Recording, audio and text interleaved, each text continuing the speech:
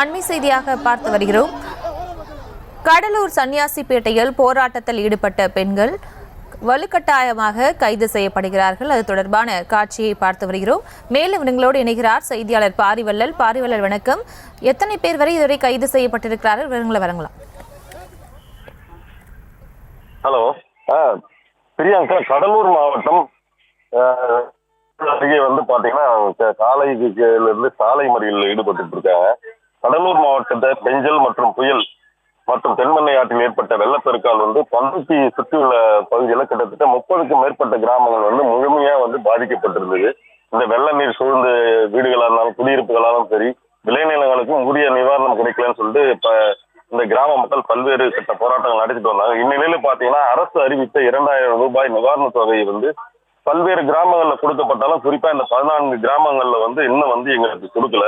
தமிழக அரசு அறிவித்தபடி இந்த எங்களுடைய கிராமங்களான பாலூர், சுந்தரவாண்டி, வானமாதேவி, அருங்குணம், பண்ணைக்குச்சிப்பாளையம், சித்தரசூர் உள்ளிட்ட பகுதிகளில் இருக்கிற எங்களுக்கு இது வரைக்கும் நிவாரண தொகை 2000 கிடைக்கல அப்படின்னு சொல்லிட்டு கிட்டத்தட்ட ஒரு 1.5 மணி நேரமாக அவர்கள் இந்த பாலூர், பண்ருட்டி பகுதியில சாலை மறியலில் ஈடுபட்டு இருந்தாங்க.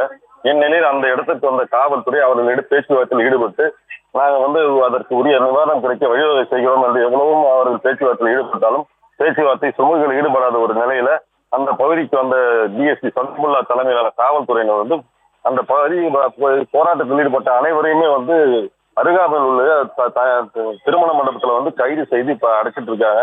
வர மறுக்கும் பெண்களை பெண் காவலர்கள் அவர்களை குண்டு கட்டாக தூக்கி சென்று கைது செய்யும் காட்சியை நம்மளால பார்க்க முடியுது. தற்சமயம் கிராம மக்கள் எல்லாருமே காவல்துறை தங்களுக்கு எதிர்ப்பதான் பதிவு செய்யறாங்க. எங்களுக்கு உரிய நிவாரணம் கிடைக்காம எங்களை ஏன் கைது செய்யறீங்க? எங்களுக்கு நிவாரணம் கிடைப்பதற்கு அனைத்து வழிவகையும் செய்யணும். மாவட்ட ஆட்சியர் சம்பவ இடத்திற்கு எங்களுக்கு உத்தரவாதம் கொடுத்தால் வழியே நாங்கள் இந்த இடத்தை எடுத்து களைய மாட்டோம்னு சொல்லிட்டு குழுவா, அதாவது அந்த பெண்கள் குழுவா ஒரு பகுதியில 10 பேர், அந்த பகுதியில ஒரு 30 பேர் அப்படின்னு சொல்லிட்டு அவங்க இந்த தற்சமயம் இந்த போராட்டத்தில் ஈடுபட்டிருந்தாங்க. இந்த பாலூர் பகுதியை ஒரு பரபரப்பான சூழ்நிலை ஏற்பட்டிருக்கு. பிரியங்கா,